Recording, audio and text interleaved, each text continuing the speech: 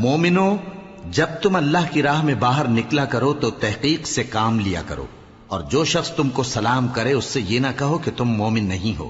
کہ اس سے تمہاری غرض یہ ہو کہ دنیا کی زندگی کا فائدہ حاصل کرو، سو اللہ کے پاس بہت سی غنیمتیں ہیں،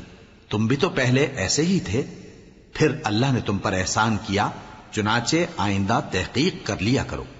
بے شک جو عمل تم کرتے ہو اللہ کو سب کی خبر ہے۔ جو مسلمان گھروں میں بیٹھ رہتے اور لڑنے سے جی چراتے ہیں اور کوئی عذر نہیں رکھتے، وہ اور جو اللہ کی راہ میں اپنے مال اور جان سے جہاد کرنے والے دونوں برابر نہیں ہو سکتے۔ مال اور جان سے جہاد کرنے والوں کو بیٹھ رہنے والوں پر اللہ نے درجے میں فضیلت بخشی ہے، اور بہترین انجام کا وعدہ اللہ نے سب سے کیا ہے، اور اجر عظیم کے لحاظ سے اللہ نے جہاد کرنے والوں کو بیٹھ رہنے والوں پر کہیں فضیلت بخشی ہے، یعنی اللہ کی طرف سے درجات میں اور بخشش میں اور رحمت میں، اور اللہ بڑا بخشنے والا ہے، بڑا مہربان ہے۔ جو لوگ اپنی جانوں پر ظلم کرتے ہیں، جب فرشتے ان کی جان قبض کرنے لگتے ہیں تو ان سے پوچھتے ہیں کہ تم کس حال میں تھے؟